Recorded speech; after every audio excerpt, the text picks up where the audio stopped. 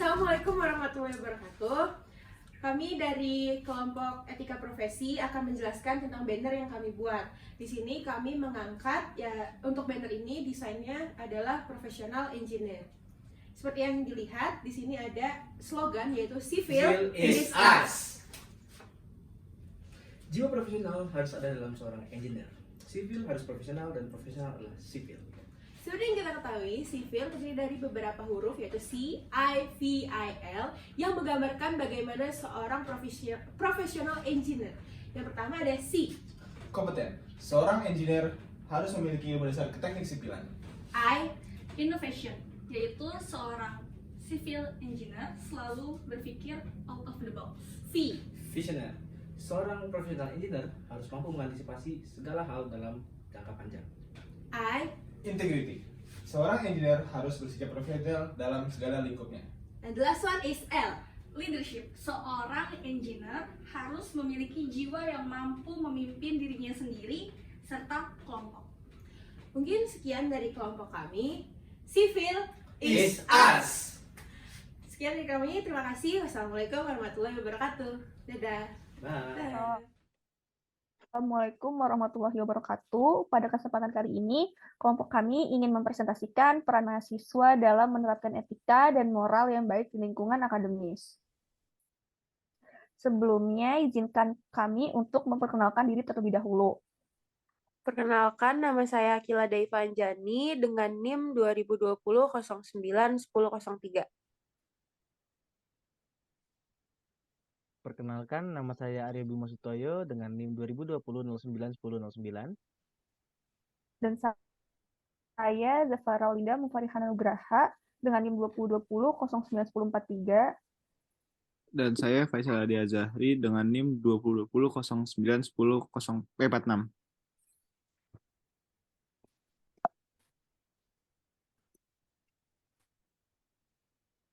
Pendahuluan, etika dan moral merupakan hal yang sangat penting bagi setiap orang, terutama mahasiswa, sebagai agen perubahan dan penggerak masyarakat. Hal ini dapat diungkapkan karena baik dan buruknya suatu bangsa tergantung pada etika dan moral masyarakatnya. Apabila dari penggerak masyarakatnya tidak bermoral, maka bersamaan hal tersebut, moral dan akhlak bangsa pun akan hancur. Selanjutnya, lanjutkan oleh Akila. Oke, di sini saya akan menjelaskan mengenai mahasiswa itu sendiri. Mahasiswa adalah mereka yang terdaftar dan menjalani pendidikan di perguruan tinggi dan kental dengan nuansa kedinamisan serta keilmuannya yang melihat suatu hal dengan kenyataan objektif, sistematis, dan rasional. Nah, menjadi seorang mahasiswa itu memiliki kewajiban. Selain mungkin seperti yang kita tahu ada membuat tugas, membuat jurnal, membaca buku, membuat makalah, dan sebagainya. Kita sebagai mahasiswa ini juga mempunyai tugas lain, yaitu sebagai agen perubahan dan pengontrol masyarakat. Nah, dari kenapa kita menjadi agen perubahan dan pengontrol masyarakat ini? Nah, tugas ini tuh adalah tugas yang dimana menjadi dasar bagi kita sebagai mahasiswa untuk dituntut memiliki etika dan moral yang baik, karena nanti apabila kita memiliki etika dan moral yang baik, maka kita akan membawa pola pengaruh yang baik pula di masyarakat. Selanjutnya, saya akan menjelaskan mengenai etika. Etika sendiri dari bahasa Yunani atau ethos, yaitu kebiasaan atau tingkah laku, adalah tindakan yang dilakukan manusia sesuai dengan moral pada umumnya. Nah, etika ini juga dapat diartikan sebagai suatu ilmu yang mempelajari perbuatan manusia terhadap realitas dan berkaitan dengan konsep makhluk hidup dalam berpikir dan bertindak. Nah, etika sendiri itu dibagi menjadi dua jenis, ada etika normatif dan etika deskriptif.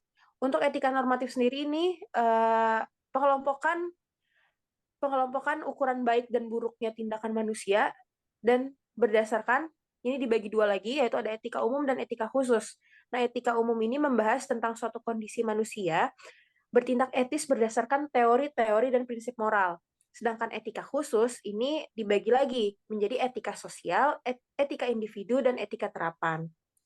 Jadi etika sosial itu hubungan manusia dengan aktivitasnya. Untuk etika individu itu adalah membahas suatu individu itu sendiri dengan kewajiban-kewajibannya, dan etika terapan itu adalah etika yang diterapkan pada profesinya mereka masing-masing. Dan yang selanjutnya, jenis satu lagi itu adalah etika deskriptif. Nah, etika deskriptif ini meninjau baik dan buruknya tingkah laku manusia berdasarkan kesesuaian dengan norma etis yang dianut pada masyarakat di mana ia berpijak, seperti itu. Selanjutnya akan dilanjutkan oleh Faisal Hadi. Moral. Moral secara etimologis berasal dari kata mos yang memiliki arti kebiasaan dan mores yang berarti kesosialan. Moral dan moralitas itu sendiri memiliki pengertian yang sama karena sifatnya yang sama-sama abstrak. Moral sendiri terbagi menjadi dua, yaitu moral keagamaan dan moral sekuler. Moral keagamaan adalah moral yang berdasarkan hukum agama, lalu ada moral sekuler, yaitu moral yang hanya bersifat duniawi dan tidak bersifat keagamaan. Lalu ada hubungan etika dan moral. Etika dan moral pada dasarnya memiliki kesamaan arti dan makna. Pada kehidupan sehari-hari, moral menilai suatu perbuatan, lalu etika menilai yang dipakai untuk sistem yang ada. Selanjutnya akan dilanjutkan oleh Aryo Bimo.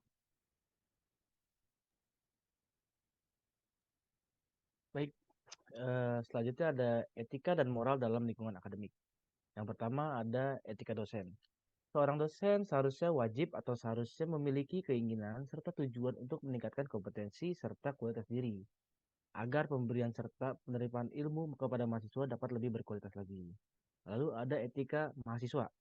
Sebagai mahasiswa, etika adalah alat kontrol diri yang selalu melekat pada diri mereka sebagai kontrol untuk melakukan suatu tindakan dan harus mampu berpikir kritis, logis, dan visioner.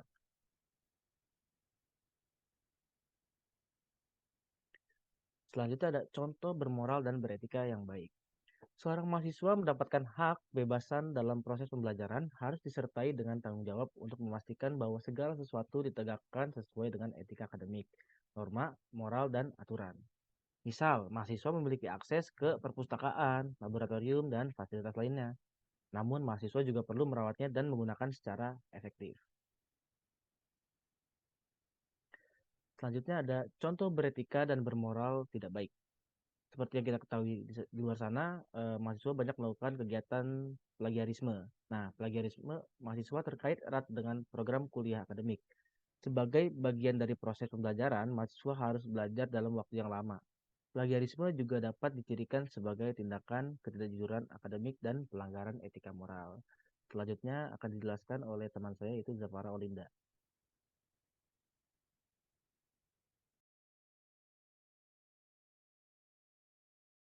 Peran mahasiswa. Yang pertama, peran mahasiswa itu membesarkan moral yang terhormat. Investasi tersebut yang mencakup kerja keras, dedikasi, dan keahlian dihargai dengan apresiasi. Yang kedua, memiliki motivasi yang kuat, berpikir positif, percaya diri, menghindari perilaku menyimpang, dan mempraktekkan perilaku beretika dalam kehidupan sehari-hari. Lalu yang ketiga, memahami pentingnya etika dan konsekuensi atas apa yang ia lakukan dalam lingkungan akademik.